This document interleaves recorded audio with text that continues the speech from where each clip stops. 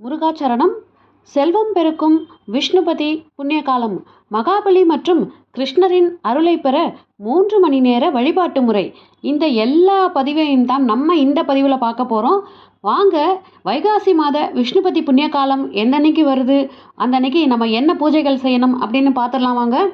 வைகாசி மாத விஷ்ணுபதி புண்ணியகாலம் மே 15ஆம் தேதி 2026 அன்னைக்கு வருகின்றது. விஷ்ணுபதி புண்ணியகாலம் சகல செல்வங்களையும் அள்ளித்தரும் மகாவிஷ்ணுவின் பவர் விண்டோ அப்படின்னே சொல்லலாம். ஏகாதசி விரதத்தை விட கோடி மடங்கு பலன் தரும் அபூர்வ காலம் இந்த விஷ்ணுபதி புண்ணிய காலம்.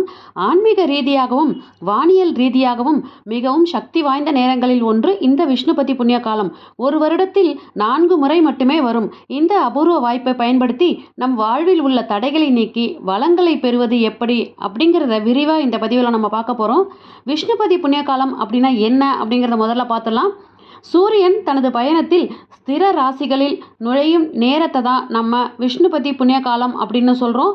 இந்த ராசிகள் என்னென்ன அப்படின்னு பார்த்துடலாம். ரிஷபம், சிம்மம், விருச்சிகம் மற்றும் கும்பம். புராண பின்னணி அப்படின்னு பார்த்தீங்கன்னா, நரசிம்ம அவதாரம் எடுத்து இரண்யனை வதம் செய்த மகாவிஷ்ணு மகாலட்சுமி தாயாரால் சாந்தமடைந்து லக்ஷ்மி நரசிம்மராக அருள் பாலித்த புனித நேரமே இந்த விஷ்ணுபதி புண்ணிய காலம்.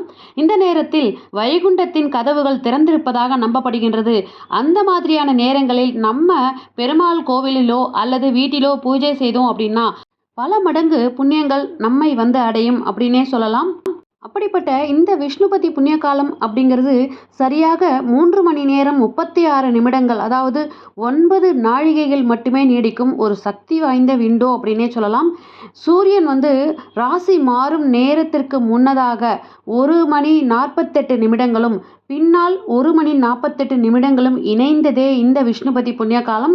இந்த குறுகிய காலத்தில் செய்யப்படும் தியானம் மற்றும் ஜபம் 1000 மடங்கு அதிக பலனை தரும் அப்படின்னு நம்பப்படுது. மே 15ஆம் தேதி அன்று விஷ்ணு ஆலயத்தில் உள்ள கொடிமரத்தை சுற்றி 27 முறை நம்ம வலம் வரணும். ஒவ்வொரு சுற்றுக்கும் ஒரு மலரை சமர்ப்பிக்கலாம். அது மல்லிகை பூக்களாக இருந்தால் மிகவும் சிறந்தது. அந்த அன்னைக்கு நம்ம செய்ய வேண்டிய தானம் என்ன அப்படின்னு பார்த்தீங்கன்னா, மஞ்சள் நிற ஆடைகளை தானம் செய்யலாம். வெல்லம் கலந்த இனிப்பு அல்லது அன்னதானம் செய்வது பித்ரு தோஷங்களை நீக்கும். மந்திரங்கள் என்ன அப்படின்னு பார்த்தீங்கன்னா, ஓம் நமோ நாராயணாய நமக அப்படிங்கிற மந்திரத்தை சொல்லலாம். அல்லது உங்களுடைய ராசிக்குரிய விஷ்ணு மந்திரத்தை அந்த அன்னைக்கு 108 முறை சொல்லிக்கொண்டே வலம் வர வேண்டும். இதனால் என்ன பயன் அப்படின்னு பார்த்தீங்கன்னா, வறுமை நீங்குதல், கடன் தீராத கடன்லேருந்து வெளியில் வந்துடலாம், குடும்பத்தில் சுபகாரியங்கள் நடக்கும் மற்றும் மனசு அமைதியாக இருக்குங்க. இது எல்லாமே இந்த விஷ்ணுபதி புண்ணிய காலம் அப்படிங்கிறது ஒரு வருடத்திற்கு 4 முறை வரும். மாசி மாதம், வைகாசி மாதம் இது எல்லாமே 1ஆம் தேதி தான் வரும்.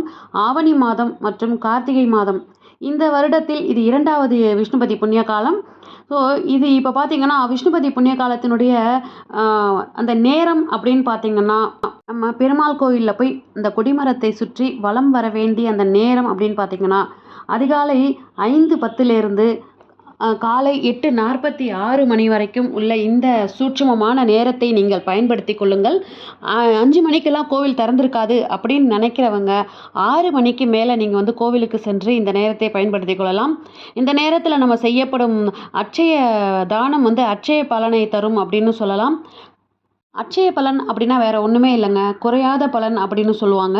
மஞ்சள் கலந்த ஆடையை தானம் செய்கிறவங்களுக்கு குரு மற்றும் புதன் தோஷம் நீங்கி செல்வம் பெருகும். அதே மாதிரி வெல்லம் இனிப்பு அந்த அன்னைக்கு தானம் செய்கிறவங்களுக்கு வாழ்க்கையில் கசப்புக்கள் நீங்கி சுப நிகழ்ச்சிகள் நடக்கும்.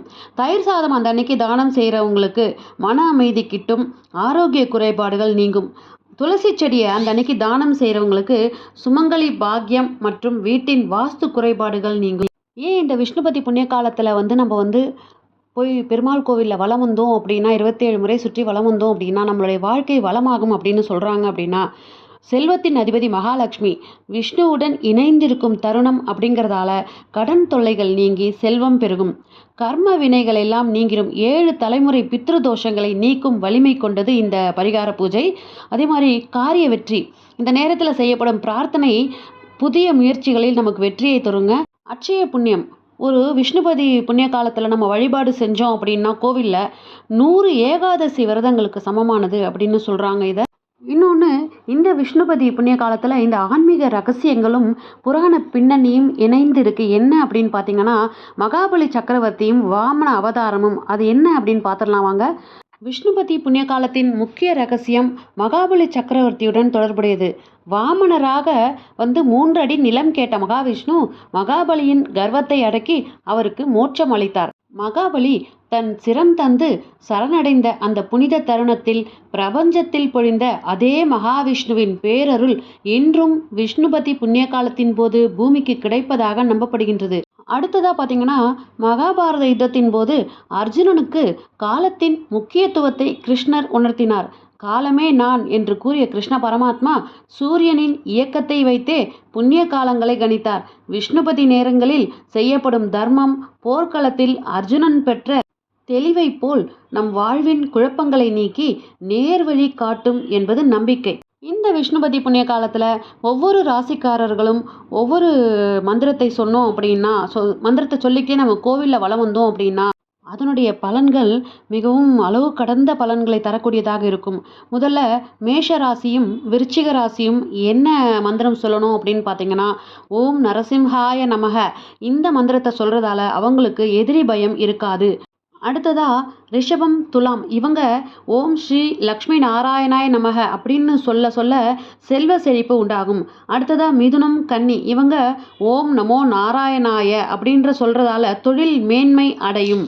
அடுத்தபடியாக கடகம் ஓம் ஸ்ரீதர தேவாய நமக அப்படின்னு சொல்கிறதால அவங்களுக்கு மன நிம்மதி ஏற்படும். சிம்ம ராசிக்காரங்க ஓம் மதுசூதனாய நமக அப்படின்னு சொல்ல சொல்ல அதிகார பதவி கிடைக்கும். தனுசு மீனம் இவங்க ஓம் வாமனாய நமக அப்படின்னு சொல்ல சொல்ல கடன் நிவர்த்தியாகும். மகரம் கும்பம் இவங்க ஓம் திரிவிக்ரமாய நமக அப்படின்னு சொல்ல சொல்ல காரிய வெற்றி கிடைக்கும். இது மாதிரி இந்த விஷ்ணுபதி புண்ணிய காலத்தில் நம்ம ஒவ்வொருவரும் நம்மளுடைய ராசிக்கு உண்டான இந்த மந்திரத்தை சொல்லிக்கொண்டே பெருமாள் கோவிலில் நம்ம கொடிமரத்தை 27 முறை சுற்றி வலம் வந்து பெருமாளுடைய ஆசீர்வாதத்தை பெறணும்னு கேட்டுக்கிட்டு இன்றைய ஆன்மீக பதிவை நான் இதோட முடிச்சுக்கிறேன். இந்த பதிவின் மூலமாக உங்களுக்கு ஏதாவது சந்தேகங்கள் இருந்தால் கமெண்ட் பாக்ஸில் கமெண்ட்டில் கேளுங்க. உங்களுக்கு அதுக்குண்டான பதிலை நான் கொடுக்குறேன். இது போன்ற ஆன்மீக தகவல்களை பெற நம்ம சேனலை உடனே சப்ஸ்கிரைப் பண்ணி சப்போர்ட் பண்ணுங்கள். மீண்டும் அடுத்த பதிவில் சந்திக்கிறேன். வெற்றிவேல் முருகனுக்கு அரோகரா. நன்றி, வணக்கம்.